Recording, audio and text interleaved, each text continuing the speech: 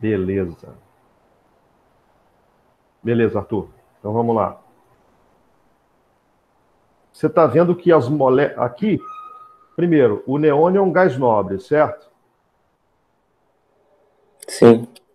Então, ele é monoatômico no seu estado natural, na natureza, certo? Ele está aí em torno de 0,05, 0,04% da atmosfera. Bem pouquinho. Agora, é um dos gases nobres presentes. O argônio, na verdade, é mais encontrado na atmosfera do que ele, certo? Uhum. O neônio é o segundo elemento lá dos gases nobres, certo? Ele já é um elemento já com 8 elétrons na camada de valência. Então, ele é monoatômico. Por esse motivo, Arthur, ele só reage formando moléculas mais complexas, formando ligações, inclusive, se a gente submetê-lo a uma temperatura muito alta, com pressão muito alta, certo? Um sistema Sim, fechado. sim. Então, o que eu vou fazer aqui agora é manusear isso aqui para mostrar para você como é que pode manusear e obter resultados e, ao mesmo tempo, ir fazendo análise com você, certo? As moléculas vão aproveitar que elas estão juntas, vamos ver se a gente consegue uma redução de volume menor ainda. Vamos ver, né? Então, aqui embaixo a gente pode... Ah, outra coisa. O termômetro aqui em cima está em escala Kelvin. Que é o... Eu vou mudar para a escala graus Celsius para você ter uma ideia de temperatura, vamos dizer assim, mais concreta, porque a Kelvin é uma escala absoluta, ou seja, uma escala que não tem valores negativos, certo? Ao mesmo Certo. tempo, você pode notar que esse sistema é um sistema fechado, né?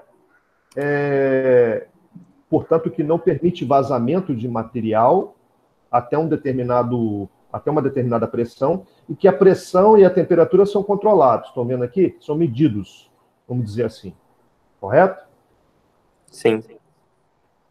Então vamos lá. A pressão, como é que ela é medida? Basicamente, se a gente... Ah, tem um êmbolo aqui do lado de fora também. Eu confesso para você que eu também estou curioso. Vamos ver o que é isso. A gente aumenta... Ah! Esse êmbolo a gente consegue injetar mais neônio lá dentro. Uhum. Então, eu estou aumentando a quantidade de neônio lá. Certo? A temperatura tá aumentando, né? É porque eu estou injetando neônio, estou aumentando a energia cinética. Mas vamos reduzir a energia cinética dos caras aí para eles ficarem mais quietinhos. Olha como é que as moléculas monoatômicas do neônio se comportam. E olha a temperatura lá em cima. Tá quase no zero absoluto, né? Então. Ótima sua observação. Está no zero absoluto, amigão.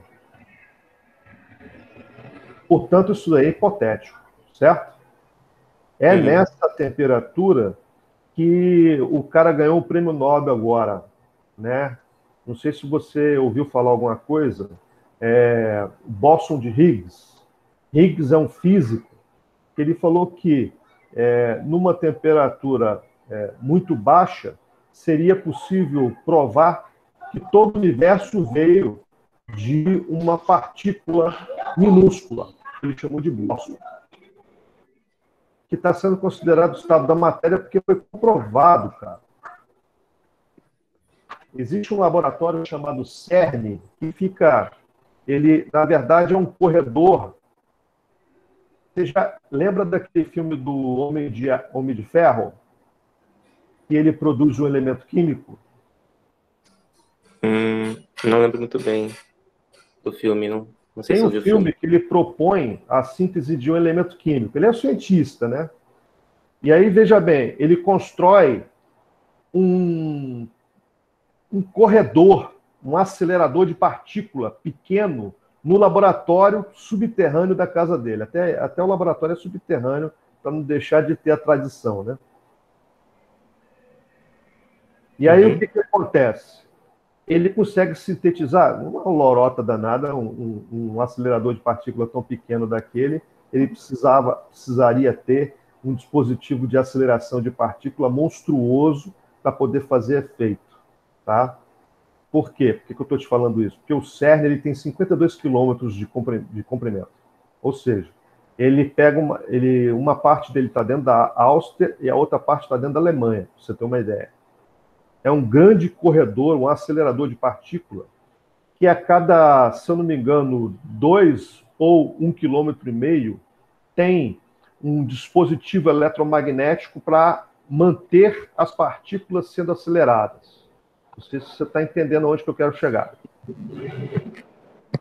É um círculo enorme.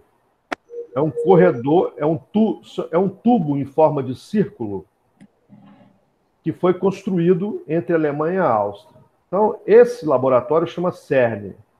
Nesse laboratório, os caras conseguiram fazer com que partículas colididas fossem reduzidas numa temperatura quase no zero absoluto.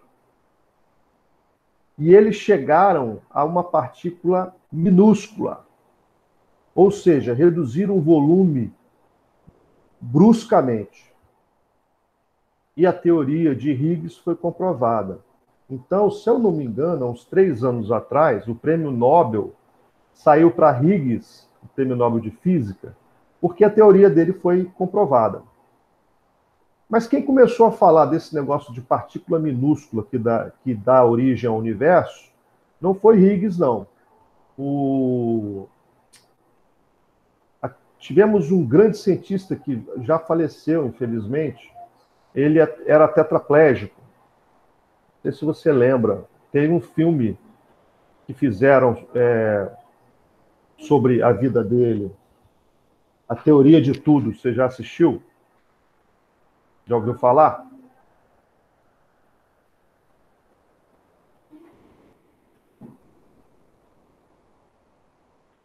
Oi, Arthur, tá me ouvindo?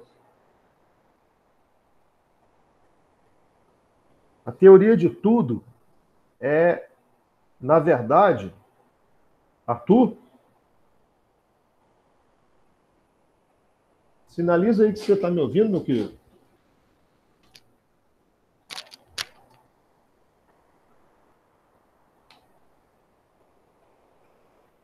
Deixa eu ver o...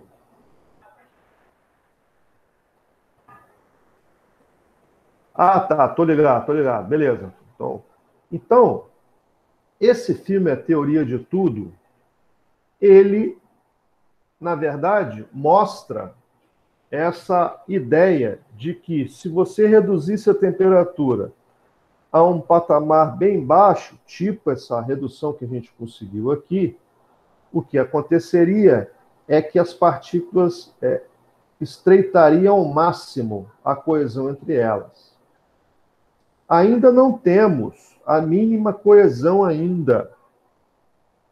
Aqui, tendenciosamente, todas as moléculas do neônio deveriam estar unidas pelo modelo, né? Porque aqui o neônio estaria no estado sólido. Então elas deveriam estar bem unidas e o volume deveria contrair bastante. Mas, de qualquer forma, é um belo experimento. O que nós vamos fazer agora é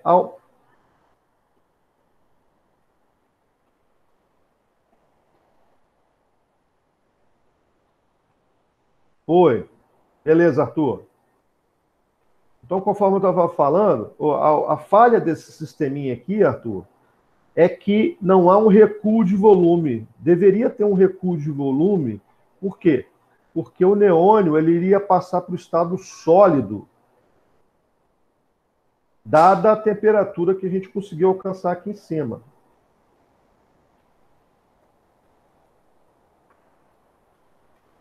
Então, essas partículas aqui tenderiam a se unir com essa e essas aqui também. E haveria um recuo de volume. Isso a gente não consegue ver experimentalmente nesse modelinho. Mas é um modelo muito útil para a gente verificar algum comportamento da matéria. Então, agora, nós vamos fazer o seguinte, nós vamos aumentar a temperatura e verificar qual o efeito do aumento da temperatura nesse aspecto. Aí eu queria te fazer a pergunta. Vamos fazer uma correlação.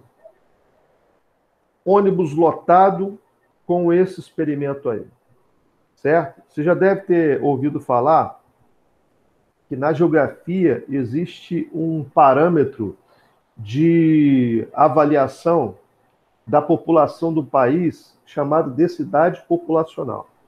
Por exemplo, o Japão é um país que tem uma população menor do que a do Brasil, mas a sua densidade populacional é maior do que a do Brasil. Isso significa o quê? Significa que tem mais gente por Metro quadrado. metro quadrado, um espaço específico. Exatamente, para uma área quadrada. Então, a ideia aqui é a gente abordar o assunto de densidade. No estado sólido, Arthur, veja como é que está o neônio. Você acha que aqui é a situação mais densa ou menos densa do neônio? Menos densa, né? Porque ele tá... Quer dizer, mais densa, porque ele está todo acumulado. Exatamente. Por que mais densa? Em Porque termos de interações. Porque ele está unido, né? Ele está junto. Isso. E se tivesse com a temperatura mais elevada, as moléculas iam se separar mais.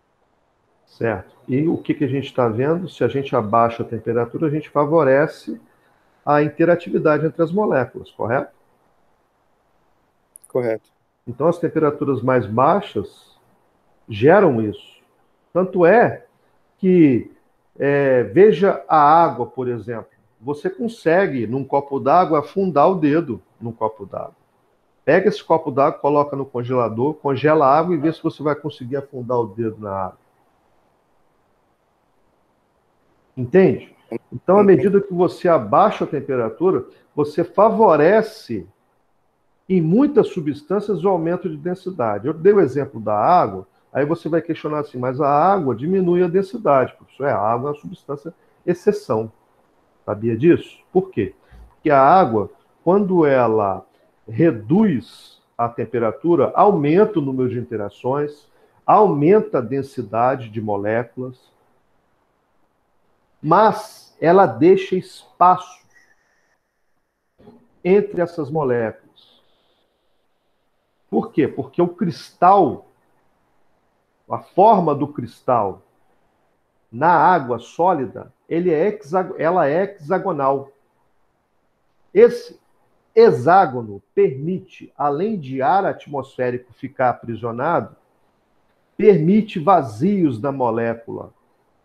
Então, esses vazios fazem com que o retículo cristalino da água, na verdade, não seja completamente preenchido por água. Então, o que vai acontecer? A água se torna uma exceção e a pedrinha de gelo boia na água líquida, porque, na verdade, essa exceção, na hora de cristalizar, deixando espaços vazios dentro desses cristais de água, desses retículos cristalinos de água, permite espaços vazios que podem aprisionar ar e que podem ficar vazios. Certo? Então, isso acaba fazendo com que a água no estado sólido ela seja menos densa do que a água no estado líquido. Isso pode confundir se você for analisar só a água, porque a maioria das outras substâncias, a maioria esmagadora das outras substâncias, se comporta dessa forma que eu estou te falando. Você reduz a temperatura, você aumenta a possibilidade de interações mais fortes serem realizadas. Por quê? Porque se você reduz a energia cinética das moléculas, elas vão poder interagir entre elas com mais intensidade. Concorda comigo? Sim.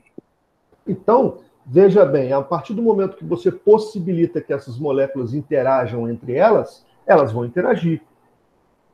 E a água foge desse aspecto quando você analisa a densidade. Então, pode parecer que a água não favorece a formação de interações mais fortes quando ela passa para o estado sólido. Mas isso não é verdade. O que acontece, no caso particular da água, é que certamente as moléculas de água elas deixam esse espaço vazio entre elas. Eu vou pegar uma foto de um retículo cristalino de água para lhe mostrar aqui, tá? Comprovar aquilo que eu estou falando para você. Vamos lá no Google.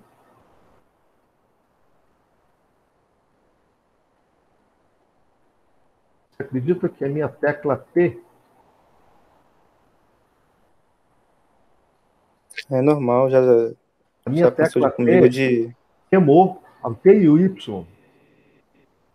Aí já eu aconteceu entrei. comigo do espaço e um monte de tecla não funcionar. Não, mas queimou mesmo. Eu adicionei a garantia do notebook. Eles querem levar para a fábrica. Eu falei, mas se eu ficar sem notebook, eu estou ferrado. Aqui, o que eu estou te falando, meu querido. Tá vendo o retículo dela, como é que é lindo? Mas deixa esses espaços vazios. Vamos, Mas isso é visível? Tipo, quer dizer, porque sim, tem aquele sim, são fotos desenho, tem reais. isso.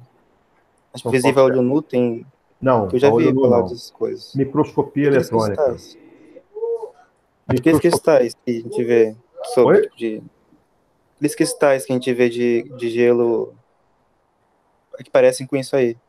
Eles existem, aqueles cristais de gelo? No, Ou é no só. aspecto macroscópico, É, você pode visualizar algumas formas desse sentido, tá? Mas não é fácil, não. Essa foto aí é de microscopia eletrônica de varredura.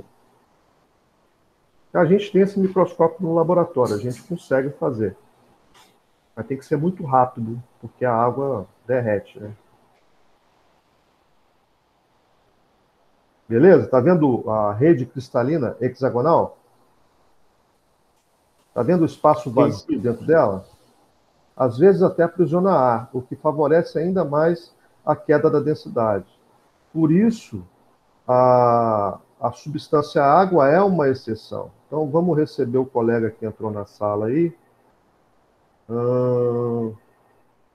Heitor, boa tarde. Eu estou falando com o Arthur, que teve a oportunidade de vir aqui, a respeito desse experimento que eu coloquei à disposição de vocês na última quinzena, e que eu vou aumentar o prazo dessa quinzena para que vocês possam fazer essa atividade com mais tempo e possam mexer nesse experimento na internet. Tá certo?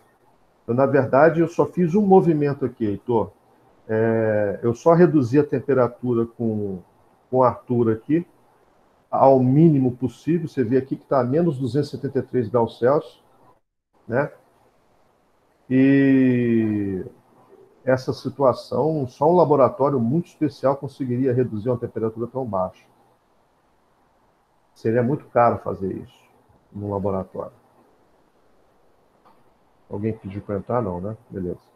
Então, voltando aqui, o que a gente vai fazer agora, meninos, é aumentar a temperatura para dar o efeito disso nessas moléculas do neônio. O neônio, só para o Heitor ficar ciente do que a gente falou um pouco atrás, o neônio é uma substância monoatômica, tá certo? Porque é um gás nobre, assim como o argônio.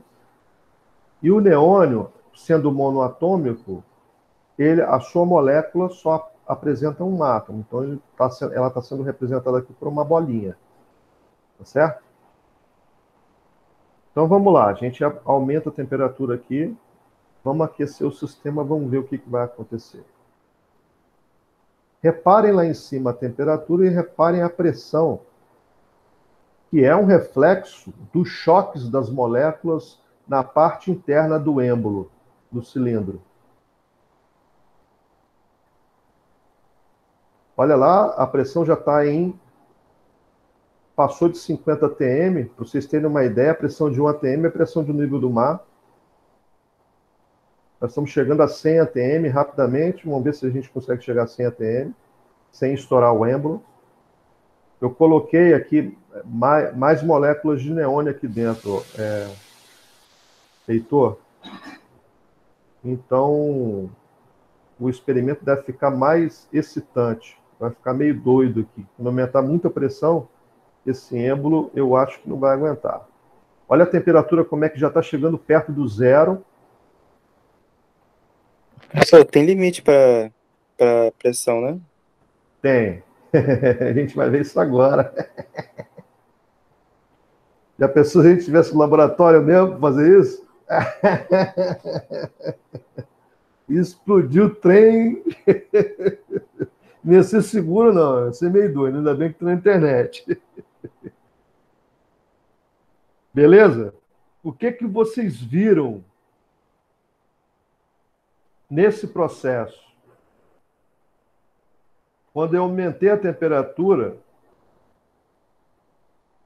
o que vocês puderam observar?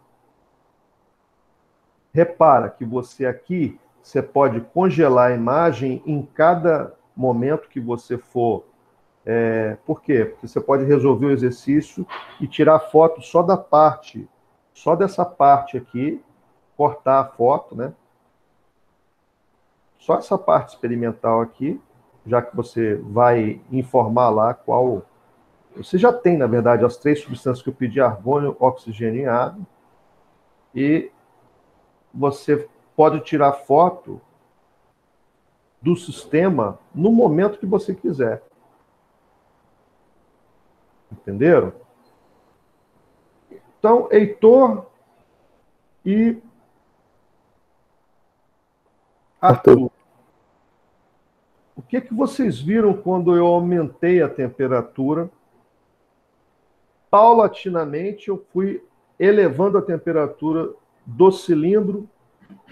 O que vocês viram no comportamento das moléculas, em termos de interações, em termos de densidade? Até o momento que o êmbolo não estourou, tá? A partir do momento que o êmbolo estourou, o experimento acabou.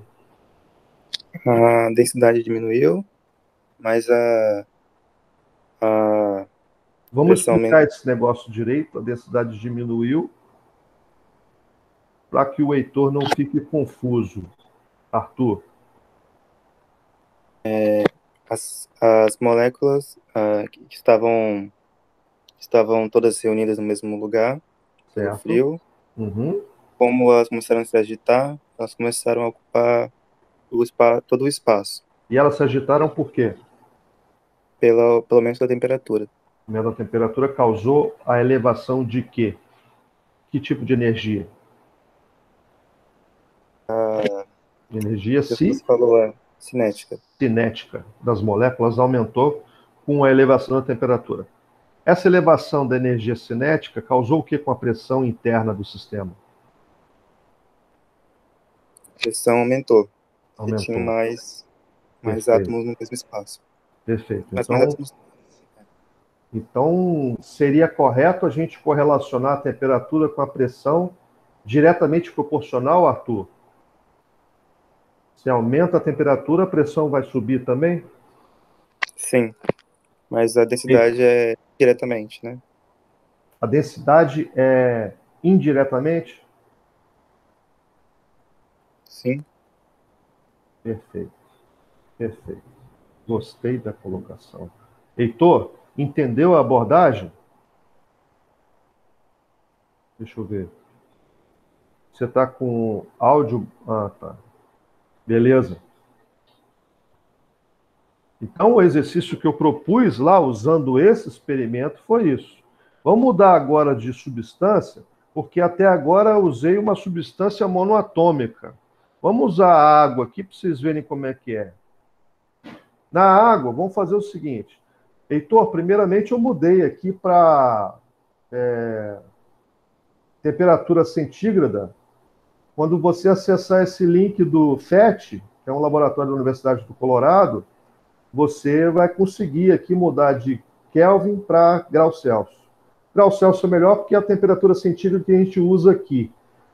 Por que o Kelvin? O Kelvin eu estava explicando para o Arthur que é uma escala de temperatura absoluta, ou seja, é uma escala absoluta que é uma escala de temperatura que não admite valores negativos.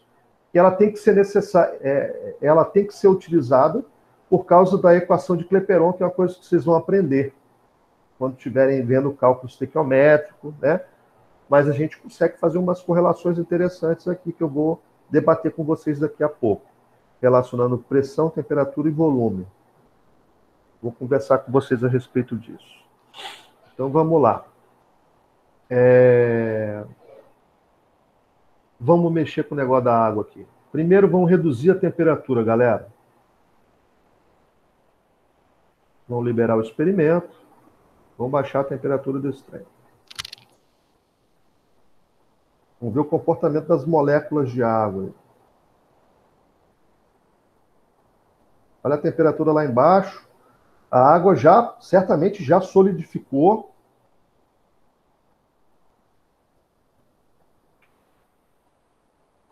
Tá. Não vou conseguir baixar numa temperatura tão baixa assim na vida real. Só se tivesse um laboratório fera, monstro.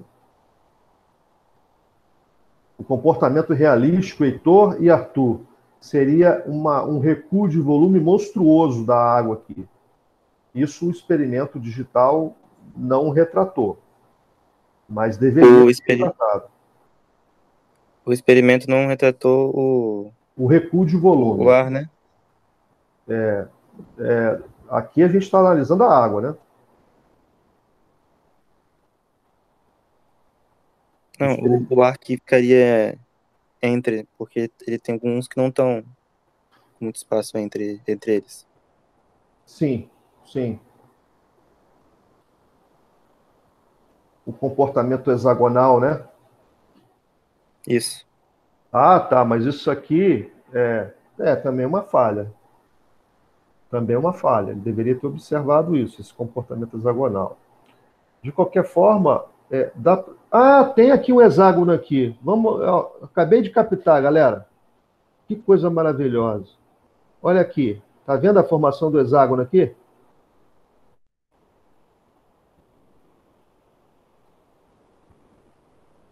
Conseguiram visualizar, meninos? Mais ou menos. Tem um aqui, tem outro aqui, ó. Então, primeiro, esse modelo experimental é legal de mexer, porque dá uma noção para vocês fantástica, realística, ou próximo do realístico, para que a gente manuseie aqui esses parâmetros físico-químicos. A outra coisa que eu quero perguntar para vocês é o seguinte: vocês estão notando que as moléculas estão interagindo? Qual a parte da molécula de água está interagindo com a outra? Quem é a bolinha branca, quem é a bolinha vermelha, meninos? A branca é o oxigênio, né? Como é que é a fórmula da água? É H2O. H2O. Então tem quantos átomos de hidrogênio?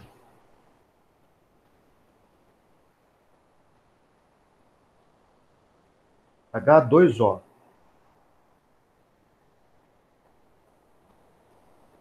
O Heitor pode ajudar ele.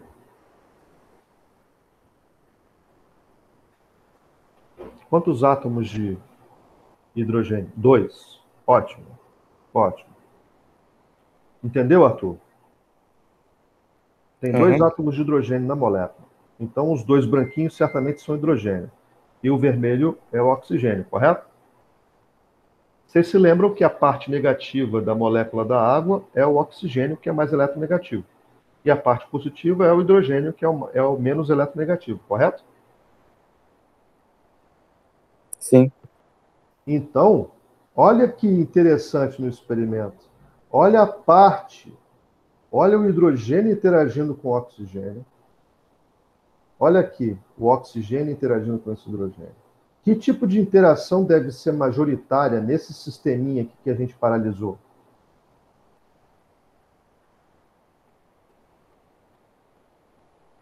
Você se lembra? Tem hidrogênio ligado a oxigênio na molécula de água. Então, quando a gente tem hidrogênio ligado a flúor, oxigênio, nitrogênio, que tipo de interação forte, é um tipo especial de dipolo-dipolo que pode acontecer?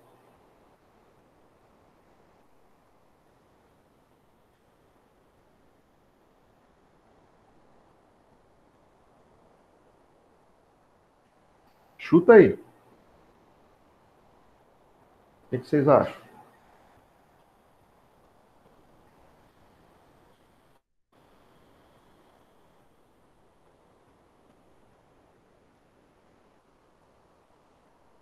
Esqueci o nome agora. Não pode esquecer, não. É a mais importante das interações no mundo biológico, tá? Apesar de receber o nome de ligações de hidrogênio, não são ligações químicas, são interações intermoleculares, ok? Então, agora vamos pegar uma gravura aqui, ó. Tá vendo aqui? O hidrogênio, que é menos eletronegativo, interagindo com o oxigênio da outra molécula. Beleza? Então, por que a ligação de hidrogênio está pontilhada? Porque ela é mais fraca do que a ligação química. A ligação química é uma ligação concreta entre os átomos. Tá vendo? Então, sempre que você for representar a interação, ela tem que ser pontilhada. Repare que existem outros modelos aqui, todos eles pontilhados ou descontínuos. Não existe modelo que coloque a interação, ligação de hidrogênio de forma contínua. Qual é a ideia? A ideia é mostrar que a interação ela é mais fraca do que as ligações químicas. As ligações são contínuas, está vendo aqui? Isso aqui é a ligação de hidrogênio, isso aqui é a ligação covalente. Quem que é mais forte? Ligação covalente é mais forte. Por isso que ela é intramolecular. E a ligação de hidrogênio é o quê? Intermolecular. É uma interação que pode aparecer entre moléculas diferentes. Perfeito? Olha como é que o exemplo aqui do amônio, que tem nitrogênio ligado a hidrogênio, pode fazer ligações de hidrogênio também, galera. Olha aqui em cima outra molécula. Basta que uma das moléculas tenha hidrogênio ligado a oxigênio, flúor ou nitrogênio, para que a ligação de hidrogênio possa ser realizada. Esse é um exemplo maravilhoso, essas 4 moléculas aqui. Entenderam a abordagem?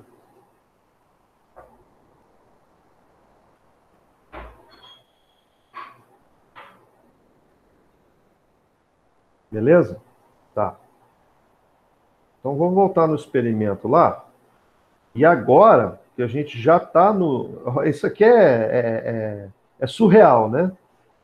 Se tivesse o zero absoluto aqui, aí eu estava falando com o Arthur, Heitor, que se tivesse o zero absoluto, o recuo de volume aqui seria monstruoso, porque a ligação de hidrogênio era tão forte, que ela faz com que as moléculas entranhem umas entre as outras. Então, os espaços vazios na formação do retículo cristalino, Arthur, seria minimizado. Então, vamos dizer assim, a água chegaria perto do comportamento normal das moléculas. Ela não teria aquele comportamento anômalo que eu relatei, porque, Heitor, eu falei a respeito do comportamento anômalo da água, que quando você pega uma pedrinha de gelo ou de água, pedrinha de gelo que é de água, você coloca sobre a água, o gelo boia. Isso indica que a densidade do líquido é maior do que a densidade do sólido. A água é uma exceção. Então aí eu mostrei para o Arthur que os cristais de água são hexagonais. Por isso tem essa situação anômala. Mas, de uma forma geral, a gente sempre tem que lembrar de que quando você abaixa a temperatura, o número de interações intermoleculares ela é vamos dizer assim, incentivada, ou seja, elas vão formar mais interações entre elas. Por quê? Porque se a energia cinética das moléculas aumenta, ou melhor dizendo, diminui, as moléculas vão estar mais paradas, fica mais fácil delas parearem carga negativa com carga positiva em função das suas diferenças de eletronegatividade existentes, suas polaridades. Certo? Ah, mas se as moléculas forem apolares, professor, mesmo entre moléculas apolares, essa tendência se repete, porque não se esqueçam que existem interações fracas que acontecem entre as moléculas apolares, certo? E eu ia só dar um exemplo maior, que a água faz, essa ligação de hidrogênio é tão forte que nos polos, para os navios navegarem em polos, Polo Norte, Polo Sul, eles precisam ter o casco com quebra-gelo, de tão forte que são as ligações de hidrogênio, que são estabelecidas entre as moléculas de água. Então vamos lá, vamos aumentar a temperatura desse sistema para ver o que acontece. Aumentei um pouquinho. Opa! Começou a ferver. Olha a temperatura de ebulição. A energia cinética das moléculas aumentou. Observem que alguma molécula de água evapora já, mas há um equilíbrio. Ao mesmo tempo que ela sai, uma outra volta. Essa situação começou a aumentar, a energia cinética aumentou. Vou aumentar um pouco mais a temperatura. Parei, está próximo da temperatura de ebulição. Continua sendo água, né? Vamos aumentar mais a temperatura, vamos ver. O que acontece? Aí eu estou promovendo o rompimento geral das interações, né? Olha a temperatura como é que está subindo com força.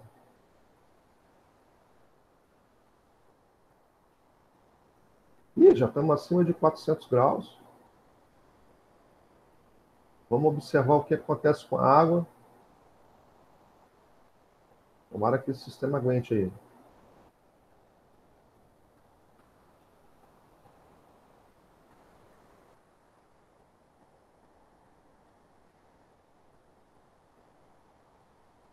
Vamos ver se eu consigo mostrar um fenômeno para vocês aqui. Eu acho que o experimento vai falhar de novo.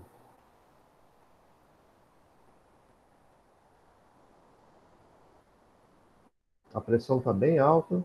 Se fosse uma panela de pressão, já tinha estourado.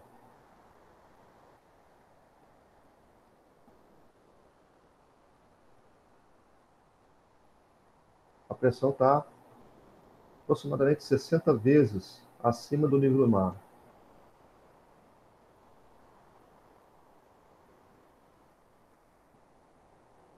A temperatura está quase 2.000 graus. Está falhando, eu vou dizer daqui a pouco por quê.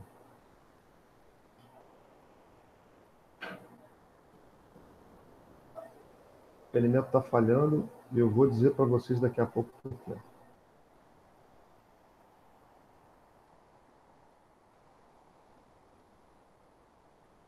Queria mostrar uma coisa para vocês, mas eu acho que não.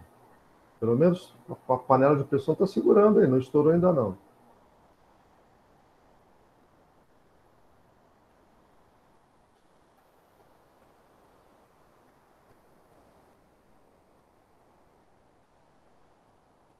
Pessoal.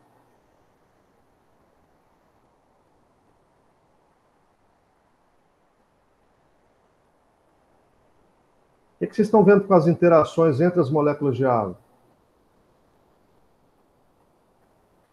Praticamente você não tem, né? Qual é a possibilidade de formar uma interação com essa energia cinética das moléculas? Ela se forma e quebra. Concorda comigo? A energia cinética das moléculas é tão alta que as interações não conseguem ser formadas. Só que eu quero alcançar uma temperatura aqui, eu quero causar um fenômeno. Queria mostrar para vocês, vamos ver se o experimento possibilita isso. Estamos chegando no limite do êmbolo.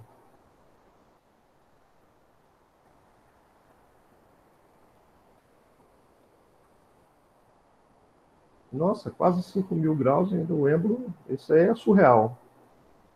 Ó, sobrecarga.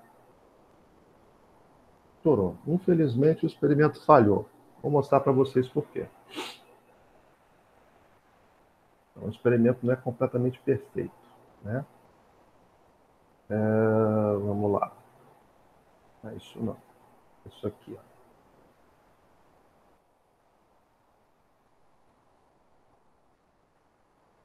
A minha tecla P está queimada, então eu vou tentar aqui.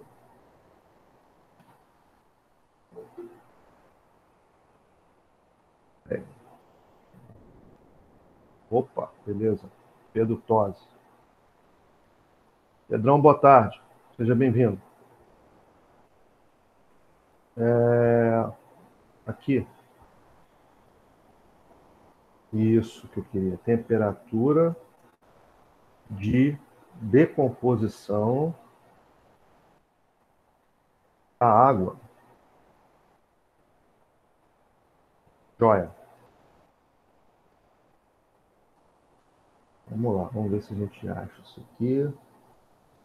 Vamos ver em todas aqui. Para ver se separa. Opa, aqui. É a informação que eu queria. A temperatura crítica da água é de 374 graus. Então, meninos, se eu chegar a 374 graus, o experimento deveria relatar uma situação de decomposição da água. Ou seja, o que aconteceria, professor?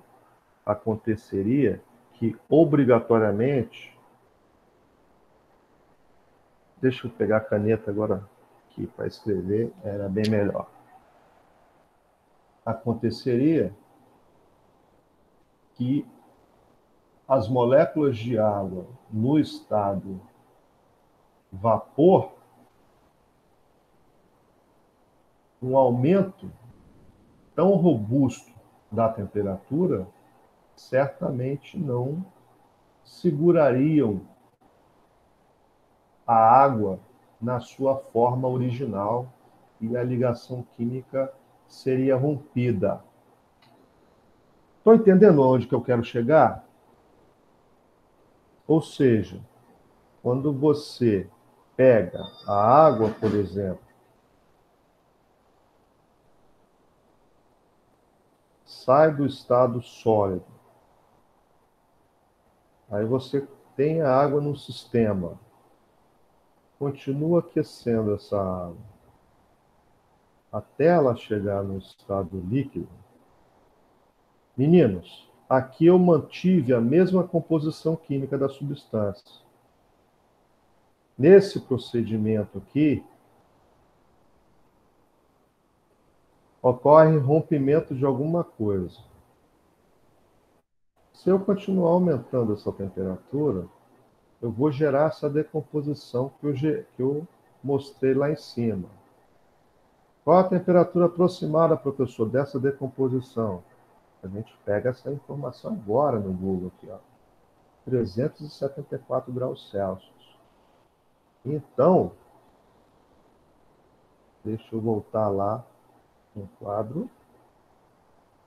Aproximadamente aqui em 374 graus Celsius,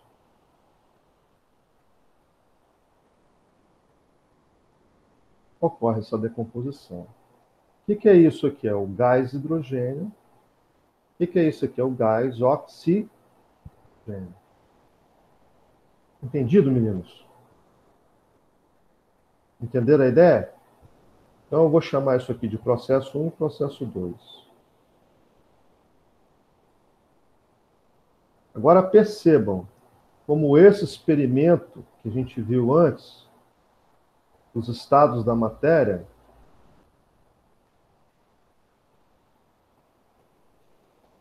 possibilitam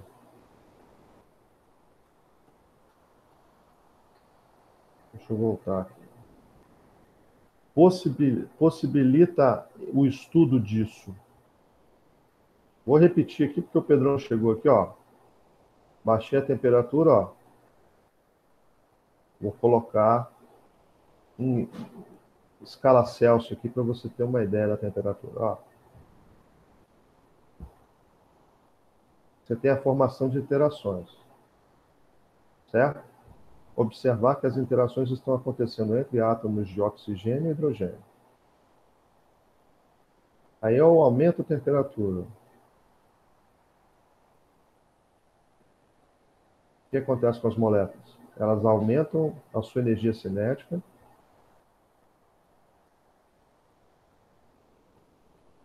certo? Até que se rompam as interações, e a consequência do rompimento das interações é a passagem da água do estado líquido para o estado vapor. Ela aí com certeza já está no estado vapor. Só que qual a falha do experimento aqui?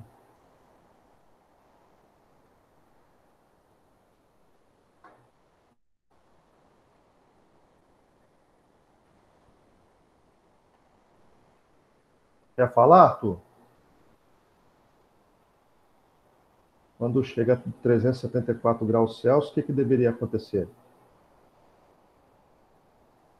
A ligação covalente deveria ser mostrada ali como limite para o rompimento. E isso o experimento não mostra. Certo? Então, tem falhas, né? Mas é uma ferramenta que a gente tem aí. Aqui do lado tem outra informação importante, que é o diagrama de fase. O diagrama de fase, ele mostra para a gente os estados da matéria que existem para a determinada substância que está em situação de experimentação. Então, por exemplo, aqui a gente viu a fase sólida, né? Quais as situações de pressão e temperatura simultaneamente para a água que mantém a água no estado sólido, certo? Aqui, se você aumentar muito a temperatura numa pressão constante, aqui, por exemplo, o que a gente fez aqui não é pressão constante. Por quê? Porque a pressão está aumentando aqui, tá?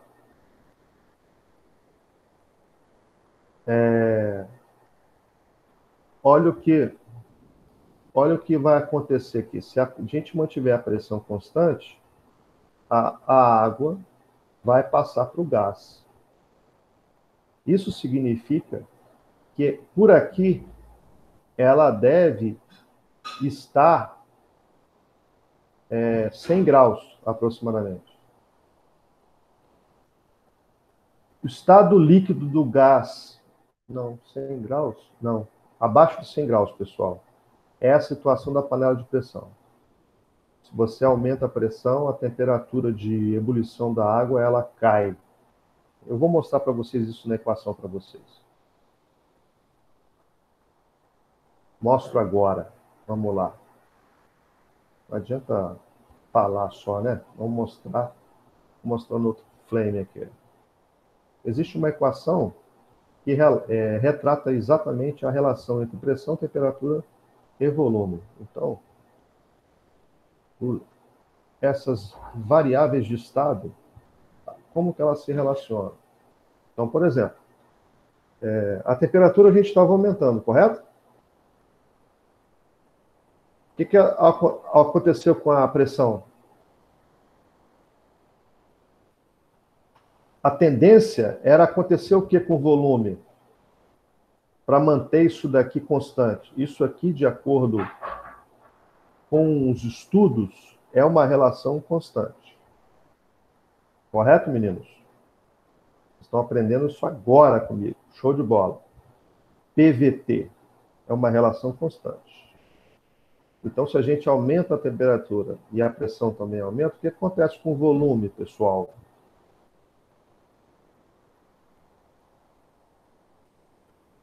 Alguém quer falar? Nessa relação aqui. Se isso aqui tem que ser constante. Se eu aumento a temperatura e aumento a pressão, o que tem que acontecer com o volume?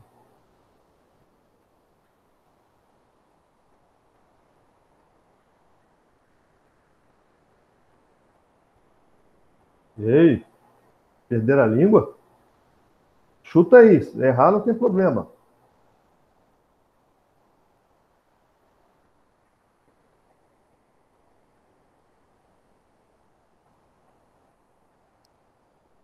Vamos ver quem está na sala. Ah, aumentar junto, né? Vai Continuar aumentar constante. junto? Deixa eu voltar lá Os no, dois no... aumentam junto. E aí, Heitor, você concorda com o Arthur? Isso aqui tem que ser constante. Imagina números, tá? Se o valor da pressão fosse 1, a temperatura, aqui a gente tem que trabalhar com escala absoluta. Ou seja, não tem valor negativo, tá, gente? Vamos colocar aqui 20. Aqui o volume. Se num segundo momento isso aqui aumentou para 40, o que provavelmente vai acontecer com a pressão?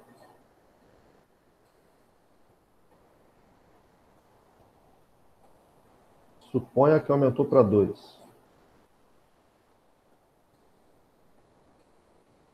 O volume vai ser igual?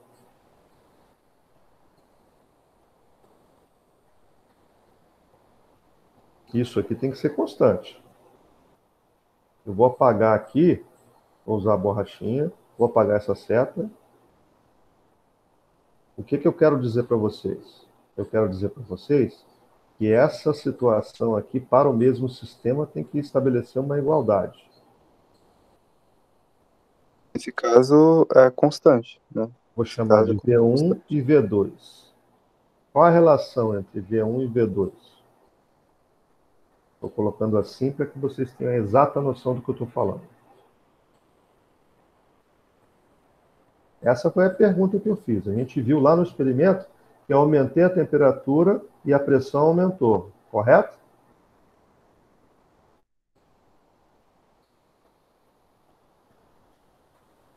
Certo, meninos? Sim. Perfeito. Então aí, qual a relação entre os volumes? Quem é maior do que quem?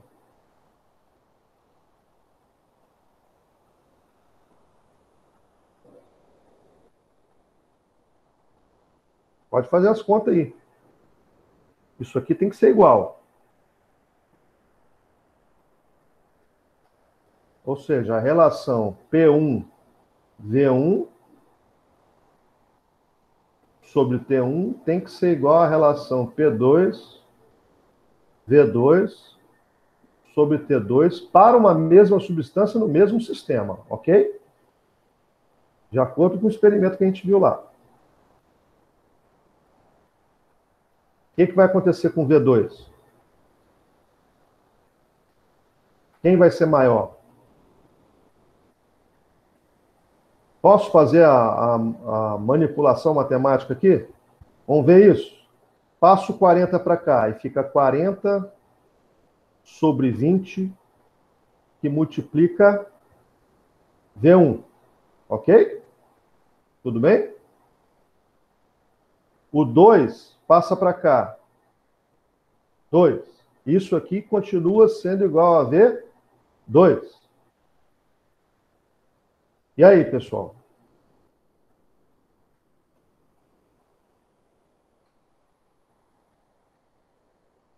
O que acontece com os volumes?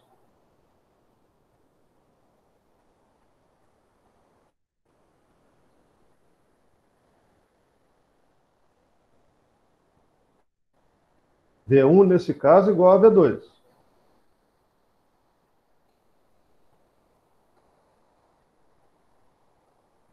Por que os volumes são iguais? Vamos voltar No no caso, a experimento. pressão vai ser constante, né? Já que o Pressão não é volume aumentou constante, junto com não.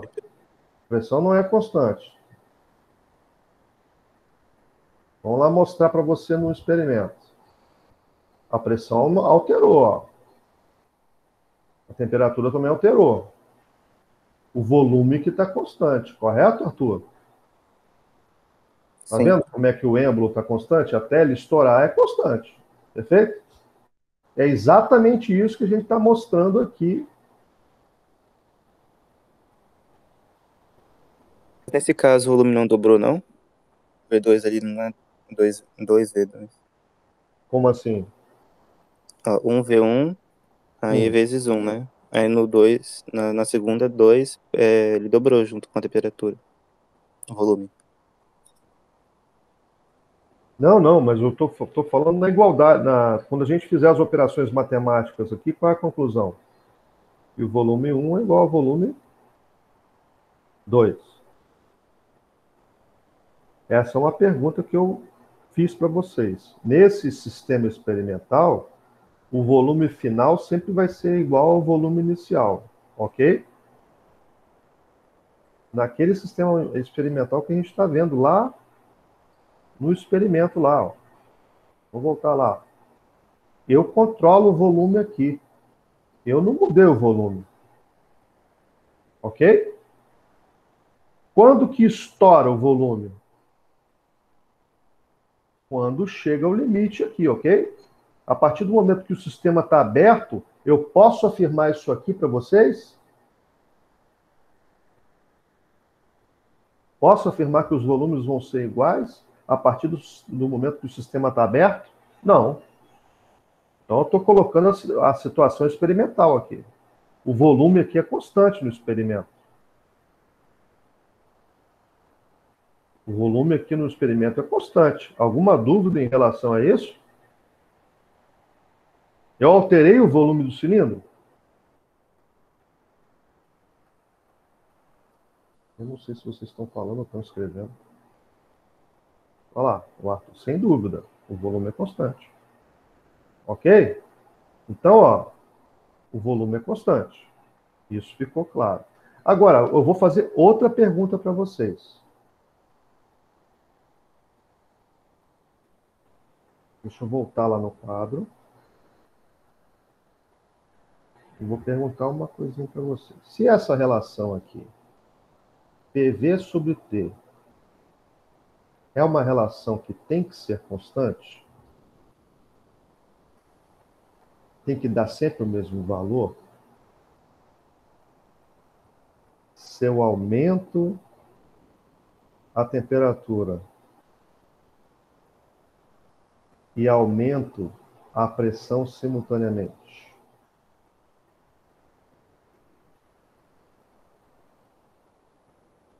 para isso aqui ficar constante, o volume tem que acontecer o quê?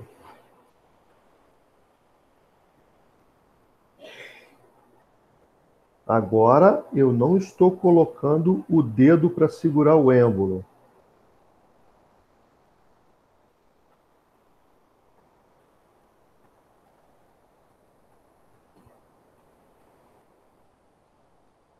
O que acontece quando eu aumento muito a temperatura lá no experimento, meninos? Vamos ver? Aumenta. A pressão aumenta. Vai chegar um momento que eu vou estourar a panela de pressão, correto? Sim. Isso significa o quê? Que o volume tem que aumentar junto, né? Exatamente. Exatamente. Em determinado momento eu consigo, né, fazer o controle, né? Tem um professor que está me ligando aqui, eu estou em aula. Eu já mandei mensagem para ele aqui, foi o barulho. Tá? Então, se eu continuar aumentando a tela, vamos ver se eu consigo mexer esse dedinho aqui no sentido de aumentar a pressão. Vamos ver. Olha que massa, galera. Ó, estou aumentando a pressão. Estou diminuindo o quê? O volume. Concordam? Estou diminuindo o volume. O que está acontecendo com a pressão? Aumentou tanto que estourou. Correto? Agora eu pergunto para vocês, como é que isso é retratado aqui? Se eu aumentei muito a pressão, a tendência do volume é o quê? Cair. Se eu diminuir o volume, a tendência da pressão é o quê? Aumentar. A tendência da temperatura é o quê? Aumentar também. Por quê? Porque à medida que eu diminuo o volume, pessoal, o número de choques das moléculas no sistema, dentro do sistema, vai aumentar bruscamente. Então, a gente diz aqui, de acordo com essa equação, que pressão e volume são, toma nota aí, inversamente proporcionais.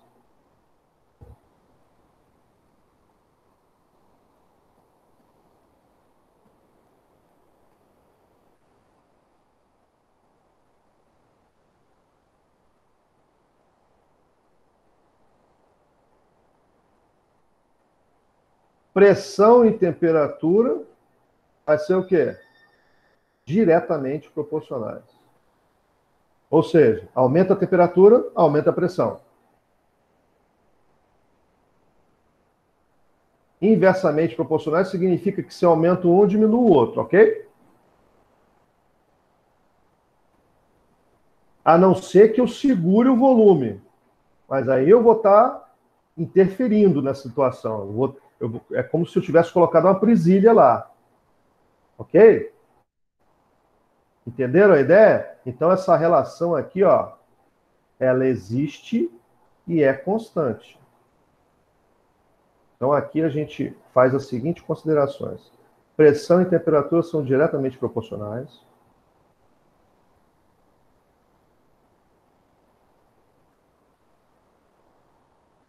E a gente está falando disso para quê?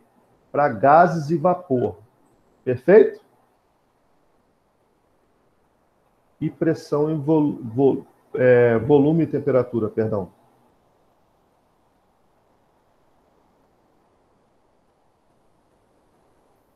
Volume e temperatura também são diretamente proporcionais.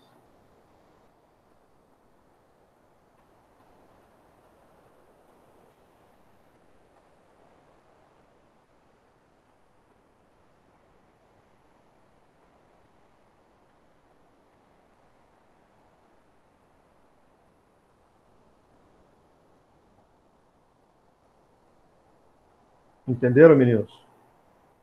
Gostaram da abordagem com o laboratório online? Bacaninha? Então, façam isso na questão que eu propus para vocês. Infelizmente, o laboratório aqui não retratou a situação realística em relação à água, porque a 374 graus, ela alcança a temperatura crítica de acordo com o próprio diagrama de fase aqui, a temperatura crítica está aqui, tá, galera? Esse aqui é a temperatura crítica. E aqui, nesse espaço, numa tonalidade de verde diferenciado, não aparece estado físico, vocês estão notando aqui? Por quê? Porque aqui, nessa faixa aqui, é a faixa de existência que a água se converte em H2 e O2. Ela não é mais água. Ela passou a sofrer uma decomposição e formar os dois gases. Os elementos que a compõem rompem suas ligações e formam os dois gases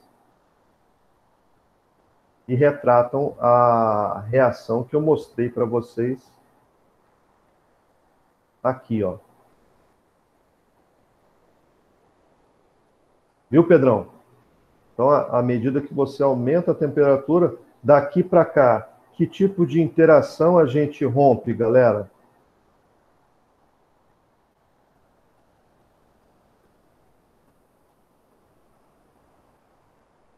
Eu rompo ligação covalente aqui? Alguém pode falar?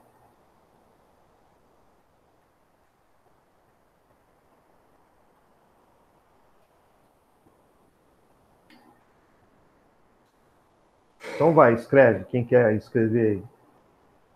Em um, o que eu rompo?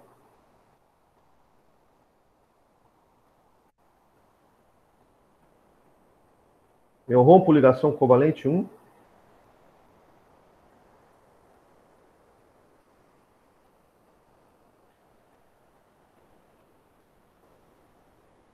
Na posição 1, a água passando do estado sólido para o estado líquido. Eu rompo ligação química, galera?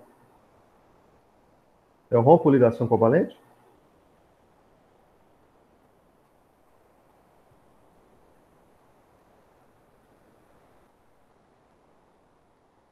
Pedro Tosi acha que sim? Vamos mostrar para o Pedro que não. Pedro, temperatura de ebulição da água é quanto? 100 graus, né? Certo? Então, esse processo que a gente está vendo aqui, Pedro,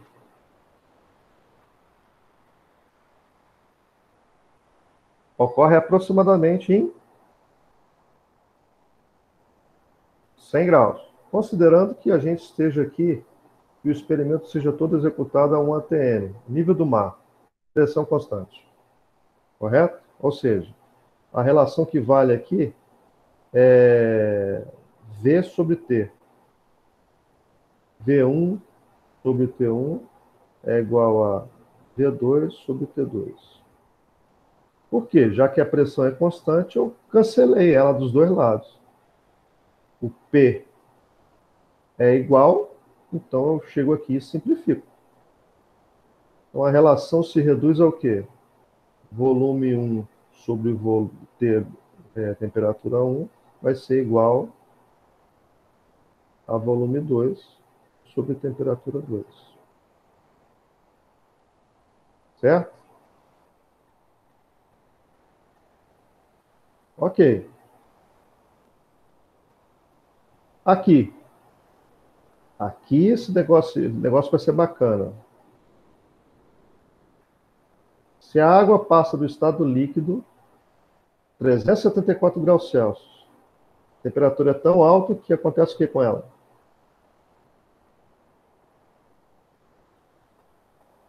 Decompõe.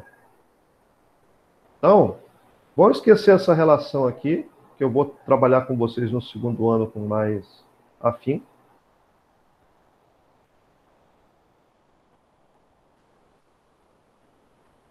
Eu vou falar de interações agora. Vamos falar de interações. Quais são as interações que são rompidas em 1 e 2, pessoal?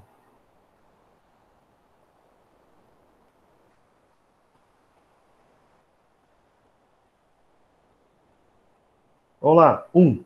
Eu rompo ligação química? Não. Por que eu não rompo ligação química? Porque a substância permanece a mesma, meu povo. A substância aqui é a mesma. Aqui é água, aqui é água. Não houve rompimento de ligação química. Houve rompimento de interação. Que interação que se faz presente entre as moléculas de água? Hein, Arthur?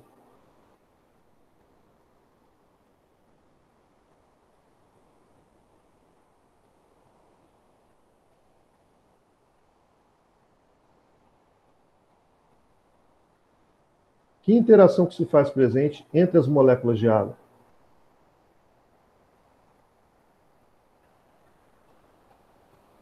Que é o dipolo mais importante no mundo biológico.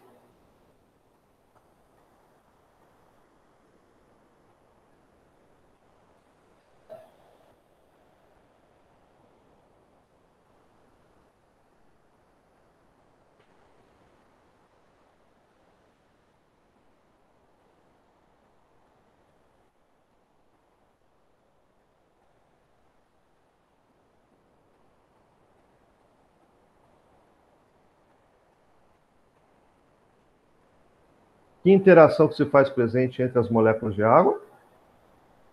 Ligação está em espanhol aqui, tá, gente? Não assusta, não. Ligação de hidrogênio. Então a gente vem aqui, ó.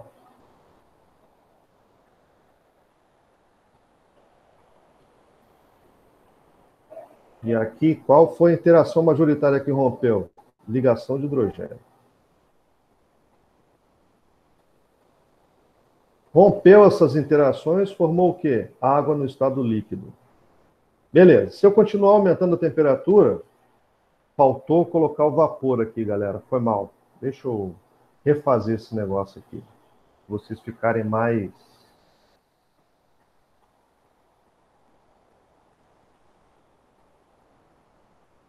É esse o erro que eu cometi. Vocês não me falaram nada, hein? Qual o erro que eu cometi aqui, galera?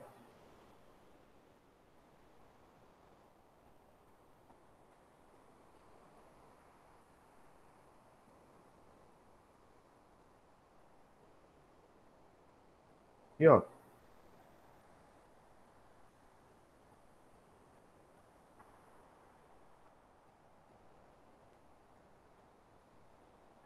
...374 graus. H2. Tem que colocar aqui embaixo, mais O2. Isso aqui é um gás. Isso aqui é um gás. Aqui não é 100. Aqui é 0.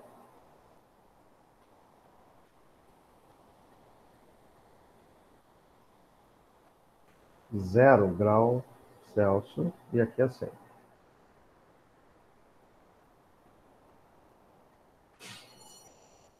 Então, gente, outra falha do sistema é que a temperatura oscila direto. A água, sendo a substância pura, ela segura a temperatura por um tempo, até que toda a água saia do estado sólido e vá para o estado líquido. Então, ela segura um pouco essa temperatura. Eu não sei se é porque o sistema está fechado. Talvez por isso eles retratem a água daquele jeito lá. Mas, com certeza, quando aquece muito a água, ela passa para o estado vapor e a gente rompe mais ligações de hidrogênio.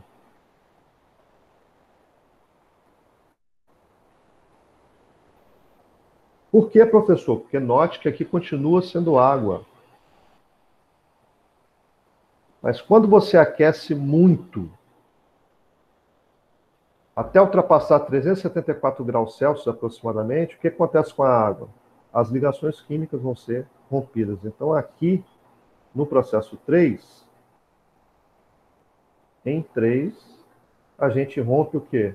Ligações covalentes.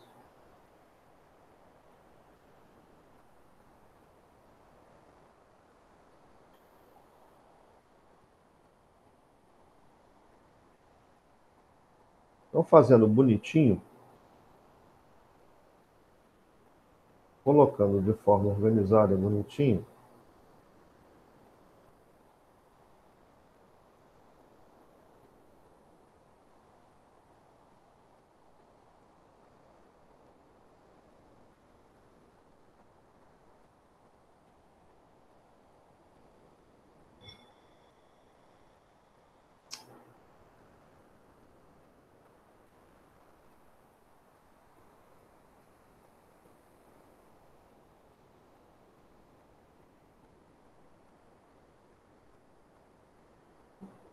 a gente tem a seguinte situação: sólido, líquido, vapor, gás,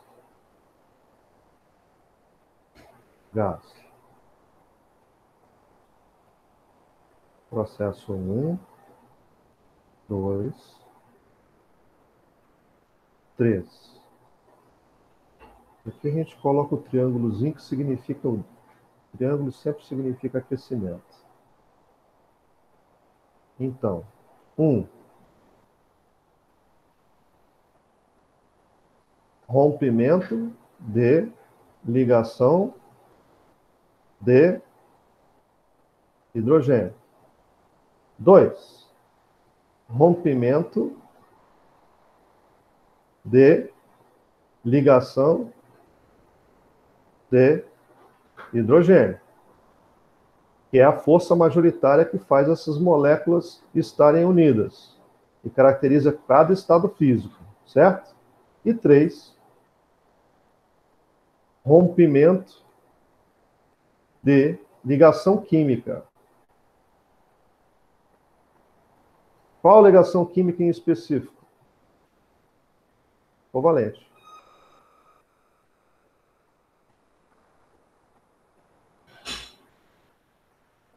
Meninos, alguma pergunta quanto a isso? Deixa eu ver.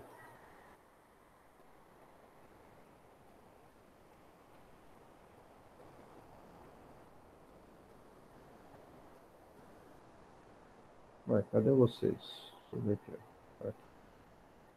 Alguma pergunta quanto a isso? Entenderam a proposta? Tá. Então agora,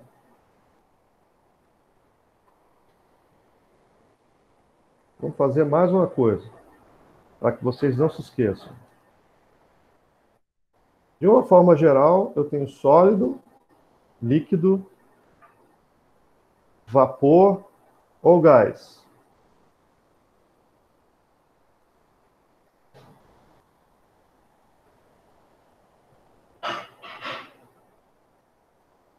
Não vou pegar nome do processo, não, tá? Eu estou querendo saber daqui para cá, daqui para cá, daqui para cá, daqui para cá. Obviamente, se eu pulo etapas daqui para cá, se eu pulo etapas daqui para cá. Então, eu vou chamar aqui esses processos aqui. A, A, A, B, B, B. Em A, eu tenho rompimento ou formação de interações, pessoal? Agora eu vou querer que vocês se manifestem. Vamos lá, interajam comigo.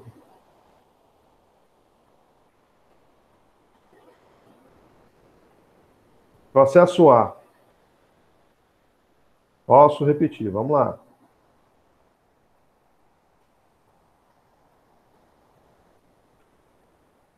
Eu coloquei os 3 estados básicos da matéria, ok? Então, eu estou colocando, estou chamando de A todos esses processos aqui que envolvem aumento de temperatura. Todos os processos que envolvem decréscimo de temperatura, eu chamei de B. Em A, eu posso afirmar o quê? Que tem formação ou quebra de interações?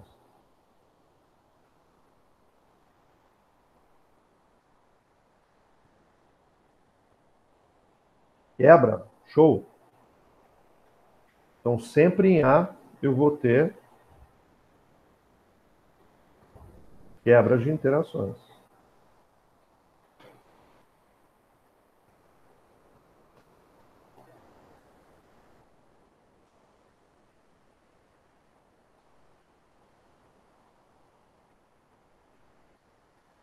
Em B, então, eu vou ter o quê?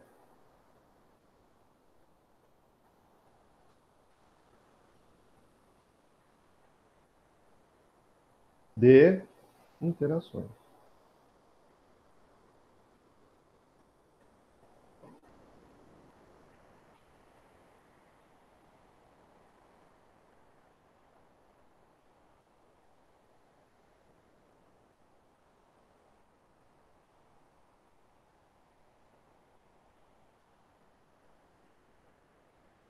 Perfeito, meninos? Show. Só para fechar nossa aula, eu queria fazer uma última abordagem com vocês, usando o Jamboard. Separação de misturas. Uma abordagem rápida, tá?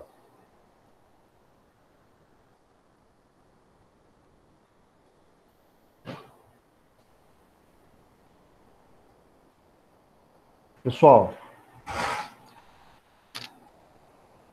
esses processos são processos físicos. Quando eu falo que são processos físicos, eu quero dizer que a composição química das substâncias misturadas não se altera quando passa por um processo físico de separação. Ok? Como assim, professor? Eu não modifico as moléculas que estão misturadas. Perfeito? Então eu vou propor uma situação aqui. Vamos supor que você tem aqui brita, várias britas, brita de construção civil.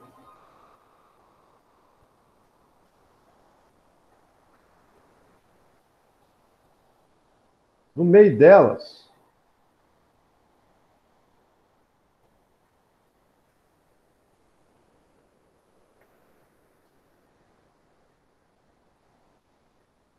Eu coloco limalha de ferro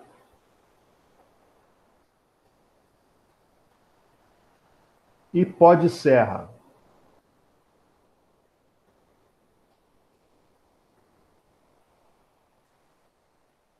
Professor, o que é limalha de ferro?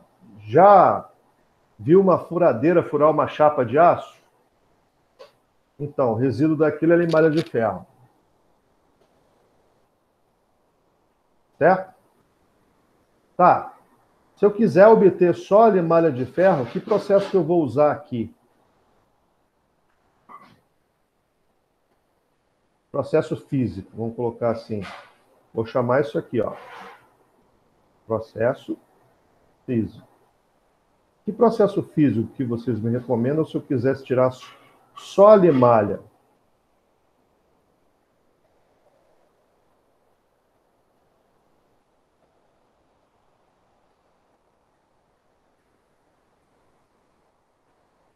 Magnetismo, a gente dá um nome especial para isso.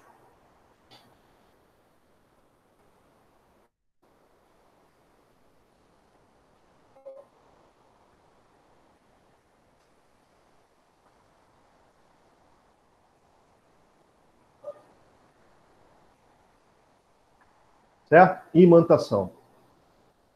Aí sobrou brita mais pó de serra.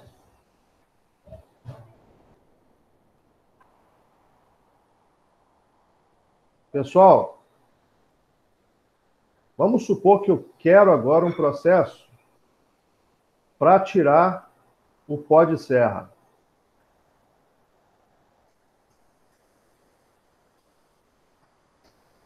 O que se sugere?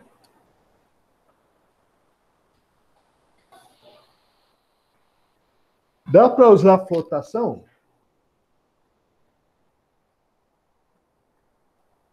Quem vai boiar?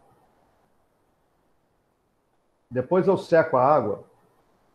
Quem vai boiar? Vai boiar é o pó de serra, né? Isso. Então eu posso usar a flotação. Vocês lembram, se chegaram a acessar, eu coloquei vídeos para vocês de tratamento de água lá? Nessa última quinzena?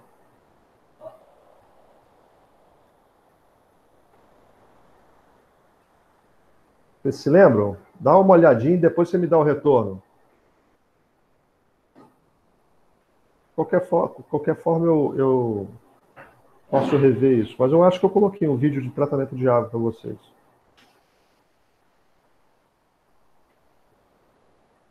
Tá, mas vamos supor, aqui eu vou separar e o resultado vai ser o pó de serra. Oh, perdão, a brita.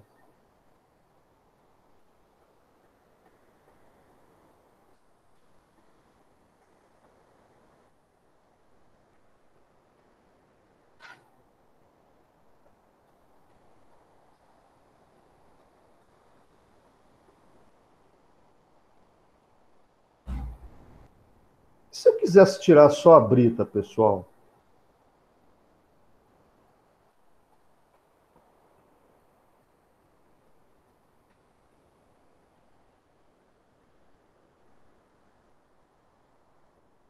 se eu quisesse tirar só a brita e quisesse obter como produto final, sobrou lá o pó de serra.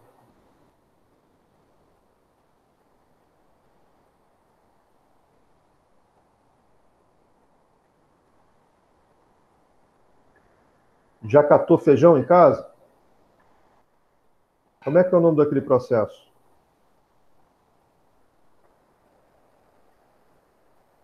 Catação. Então depende do que você vai querer separar, ok? Beleza, mas de qualquer forma, catação, flotação, são sistemas utilizados, ou melhor, métodos de separação de misturas utilizados para misturas sólidas, ok? com diferenças de densidade ou simplesmente diferenças de aspecto físico, no caso da catação. Mas, de qualquer forma, são sólidos que estão misturados, certo? A imantação também, ela funciona se tiver líquido? Funciona, mas normalmente é utilizada para mistura de sólidos, tá? E ela é muito utilizada, por exemplo, na ArcelorMittal, na, na análise da escória, para ver o nível de ferro que está saindo no resíduo. Não pode sair muito, então por isso a imantação é aplicada e a quantidade de ferro que é retirado é pesado, para poder. É pesado, retirado e volta para reciclagem, tá, pessoal? Eu sei disso porque eu estagiei lá e estou falando para vocês o que eu fazia. Né? Eu fazia a imantação e o ferro grudado no ímã, eu batia em cima de uma espécie de tapete, não, de tela metálica, em que tinha um exaustor embaixo. Então, o ferro ali era sugado completamente e era mandado de volta para o setor de metalurgia para poder derreter e entrar na fundição novamente para fazer outras chapas. Tá bom? Lá não se perde nada, ou procura não se perder nada. Né? Vamos ver outra situação. A água do rio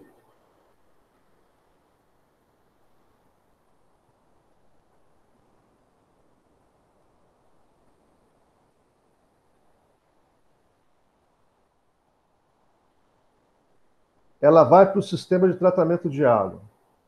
Aí ela passa para um sistema de peneiras para tirar galho, pedregulho. Que processo é esse? É o mesmo utilizado para o café? Sim. Como é que é o nome desse processo? Quem pode abrir o áudio aí?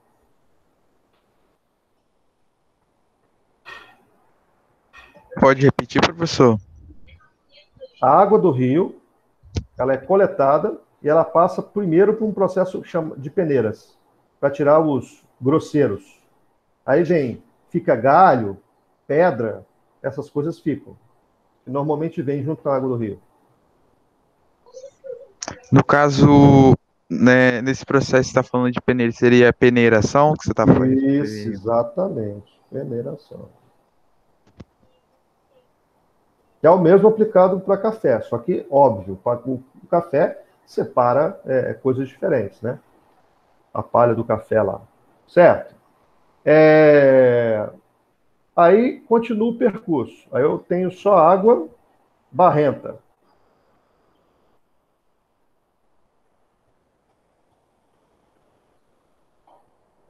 Pessoal, eu adiciono sulfato de alumínio.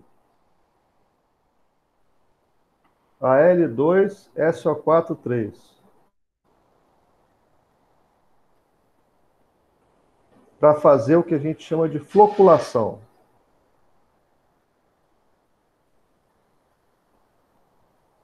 Meus amados, a floculação é um processo, a formação da floculação, a formação do floco de sujeira da água. E a água aqui sai translúcida.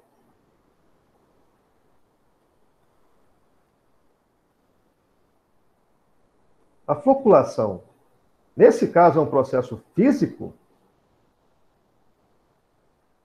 Alguém pode abrir o áudio? Eu acho que não, acho que nesse caso é Não, químico. é químico. É um processo químico, exatamente. Químico.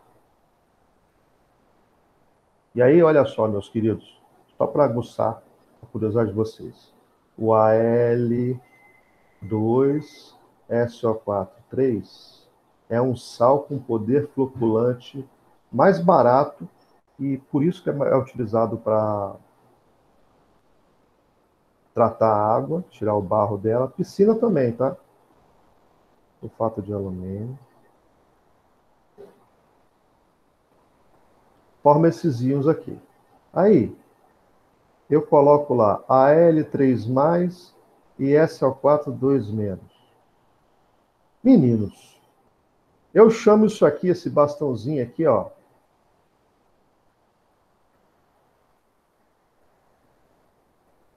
Positivo, negativo.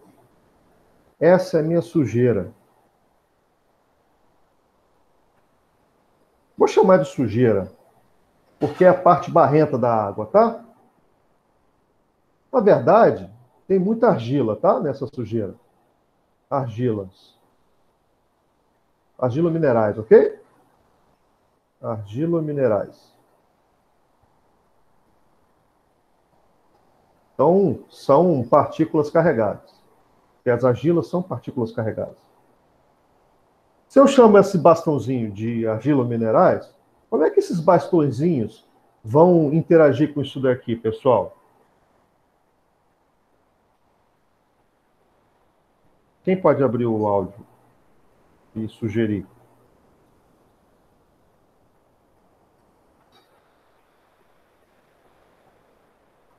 Eu não estou nem olhando quem vai abrir o áudio para não aguçar a timidez.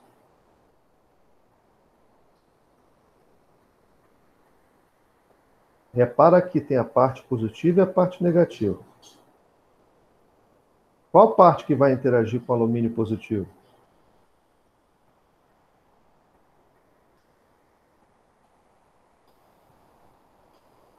Ninguém tem sugestão? A negativa, professor? Exatamente. Aí você vem aqui e desenha assim, ó. Negativo aqui, positivo aqui. Negativo aqui, positivo aqui. Não precisa ser perfeito no desenho, não. Até porque o meu tá horroroso, né? O objetivo aqui é didático. Perfeito. E aqui, desse lado de cá? Quem vai ser atraído pelo negativo?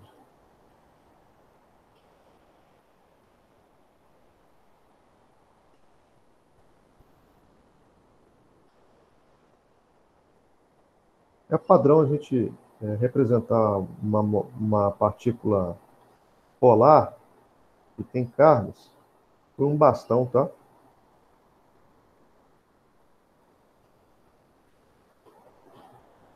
Obviamente, o positivo.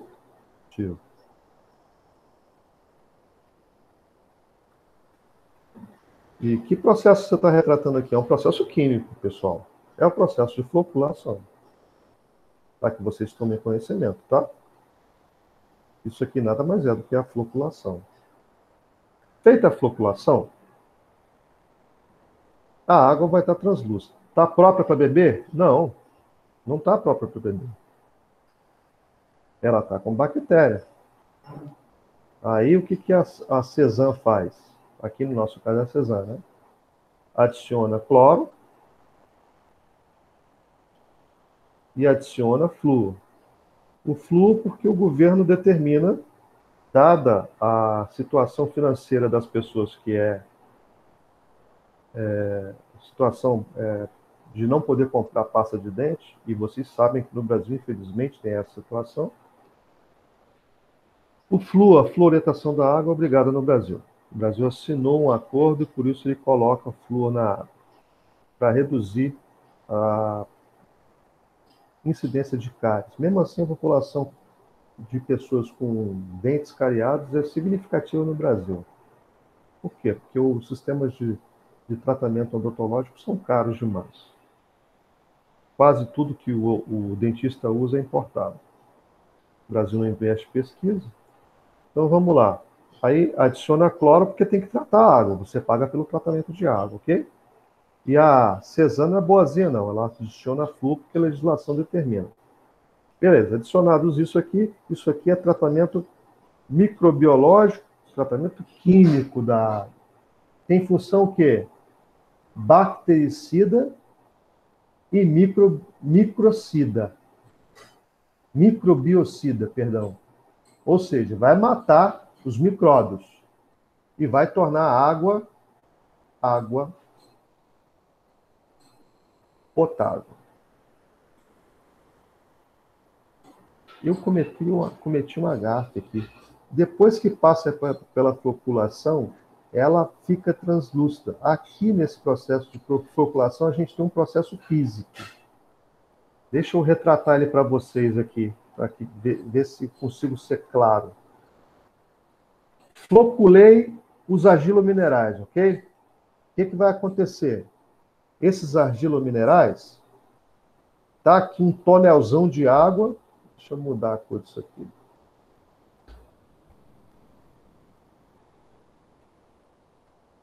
Tá aqui um tonelzão de água.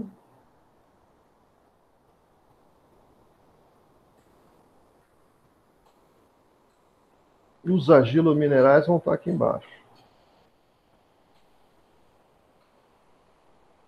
Aplicou o floculante, perdão, a água tem que colocar azul.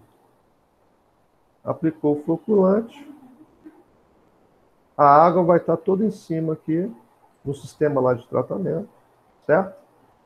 E aqui, a água vai caindo. Por quê? Porque se os flocos de sujeira estão lá embaixo, essa água aqui já está, vai ser a água translúcida.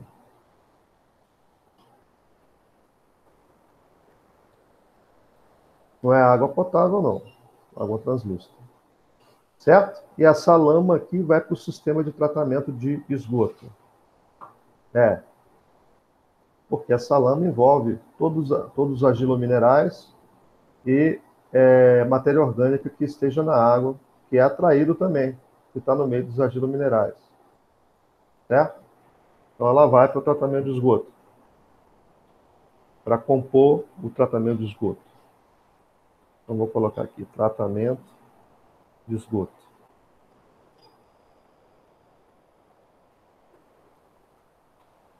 Que processo que eu usei aqui para separar a água da lama? Decantação? Exatamente. Esse é um processo físico. Mas a decantação só é aplicada depois que eu apliquei o floculante, ok? Eu tenho que ter o aditivo químico para fazer a floculação acontecer. Os flocos formados, eles ganham densidade, esse material é bem denso, vai para o fundo do tanque e forma essa lama. A lama é recolhida por sucção, tubulação, e essa água, ela sai lateralmente e vai para o sistema de tratamento microbiológico. Entendido? Essa aplicação de decantação, ela é testada, tá, pessoal? Existe um sistema de vários cilindros dentro do laboratório químico que os caras colocam pás agitadoras aqui, tem um agitador, um pazinho aqui, fica girando direto lá. E aí o cara dosa sulfato de alumínio em concentrações diferentes. Por quê? Porque às vezes chove muito e a água do rio balança demais. Ela vem, quando chove muito, a água vem muito barrenta. Certo? E às vezes, quando chove de menos, também a água costuma vir muito barrenta. Então, às vezes, precisa adicionar mais sulfato de alumínio para obter a água translúcida, para ela chegar na sua casa. Mesmo assim, ainda partículas de argilominerais vão na água. Vocês notam isso na rede? De vez em quando você liga a água da torneira, ainda há falha no sistema. Então, vai argila mineral para você. Só que você pode ter certeza que aquela água que está na sua torneira em casa, se for da Cesan, ela é uma água que é boa para se beber. Mas ela pode ter partículas ínfimas de argila minerais? Pode. Pode. Por isso que ela sai barrenta de vez em quando. Né? Às vezes a chuva é tão forte, tão incidente, que mistura bem o barro na água e aumenta a turbidez da água significativamente.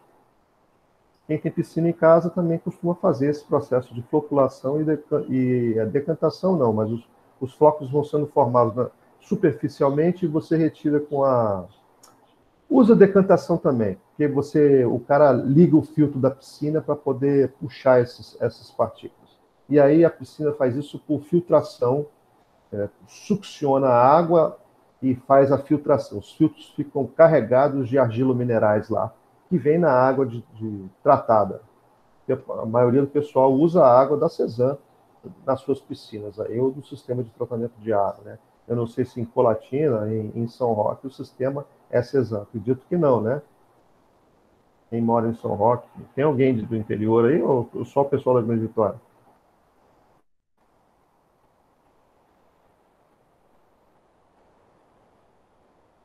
Tem alguém que mora aí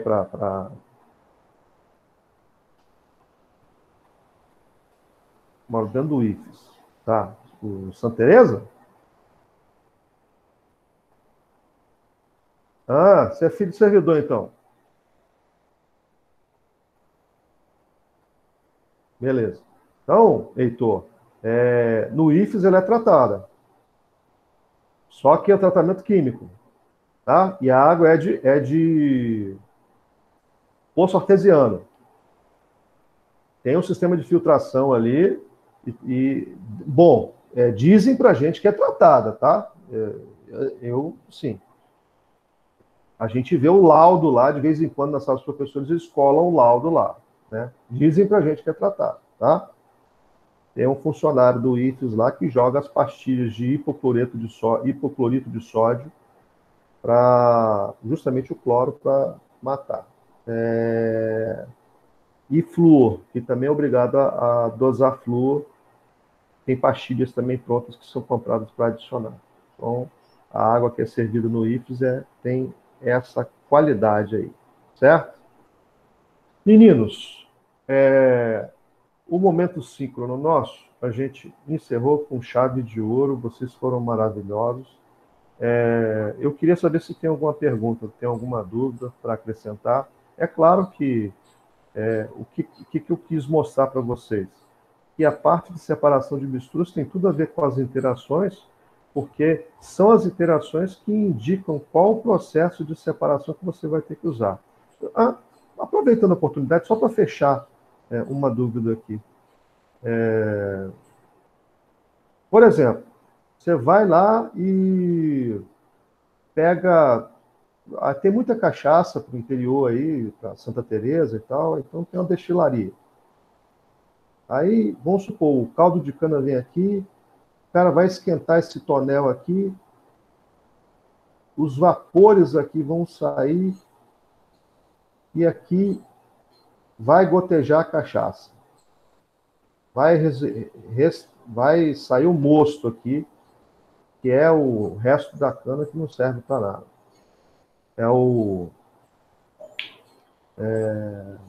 Oh, meu Deus do céu. Isso aqui causa um problema danado na região de São Roque. A Cesan já estava multando alguns produtores de cachaça lá que estavam jogando isso aqui no solo direto. E no rio, tá?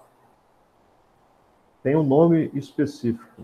Riquíssimo em poluentes químicos que não são bons para cachaça, mas saem lá, o residual. Sai aqui o aguardente. Aguardente de cana. Você tem interações aqui, né? Entre o álcool, vamos colocar a molécula do álcool aqui. Tem um carbono aqui, CH2, CH3. E as moléculas de água aqui, porque o caldo de cana tem água, né?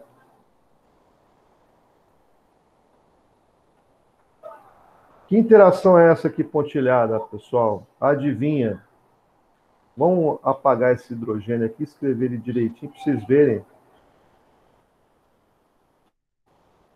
que interação acontece aqui. Adivinha que interação está sendo quebrada aqui? Mas é quebrada pela destilação? Pelo processo de destilação. Então, esse processo aqui é chamado de destilação fracionada. É um processo físico também. Por quê? O álcool já estava aqui junto com a água misturado. Não muda substâncias químicas, só separa essa substância. O rompimento das ligações de hidrogênio, pronto, falei. Ligações de hidrogênio. Você tem ligações de hidrogênio aqui que são rompidas e a água desce junto com o resíduo aqui e o álcool sai para cá junto com óleos essenciais, que é a água ardente. Certo? Destilação fracionada também é usada no processo do petróleo, tá, pessoal? O petróleo é destilado fracionadamente e as frações diferentes são comercializadas. Que frações são essas? Óleo diesel, gasolina, querosene, pinche, para fazer asfaltamento, gás natural, gás de cozinha, GNP, gás liquefeito do petróleo. Então, o petróleo também passa pela destilação fracionada, certo? Agora, quando você tem uma solução de água e sal, sal está dissolvido, sal de cozinha. Se eu quero fazer um processo que obtém água separada do sal, eu não perco a água. Eu tenho que fazer um processo físico de separação também. Eu vou chamar aqui asterisco. Eu vou puxar o asterisco aqui embaixo. Aí sim você vai usar a destilação comum. Vou abreviar, tá? Destilação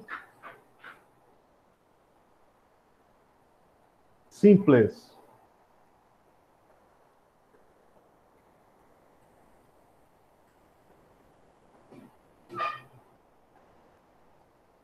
Agora, se eu não quero a água, eu quero só o sal.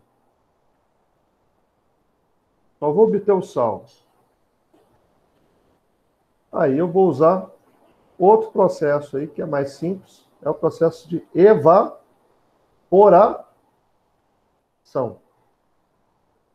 Esse processo existe? Evaporação da água do mar para obtenção do sal? Sim.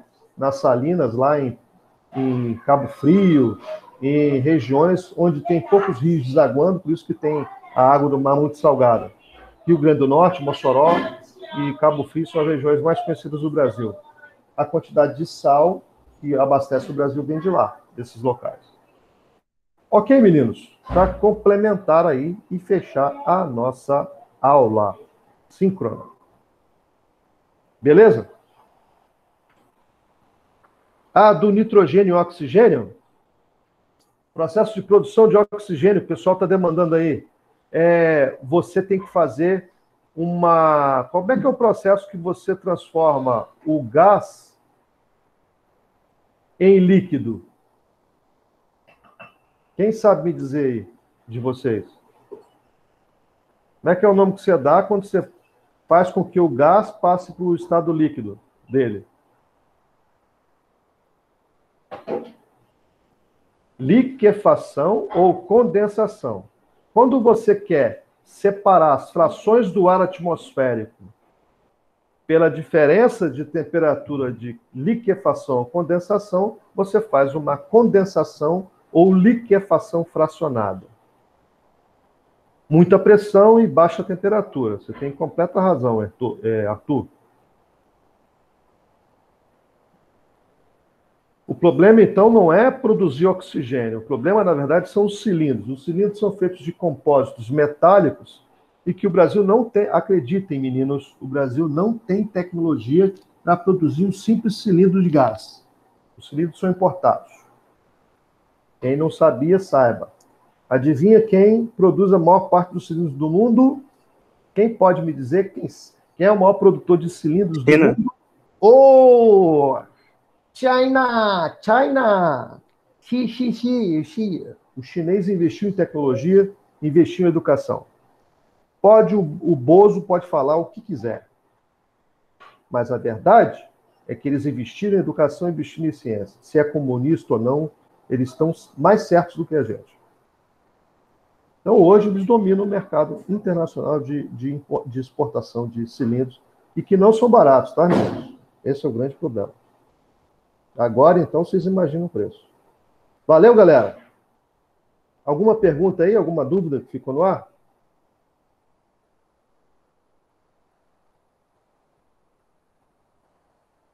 Então, aquele abraço, tá? Beijo no coração aí. Obrigado pela presença de vocês. E um ótimo final de semana aí. E até a próxima aí. Fique com Deus. Tá bom? Estou à disposição. Qualquer coisa, o zap aí. Valeu? Um abraço. Tudo de bom.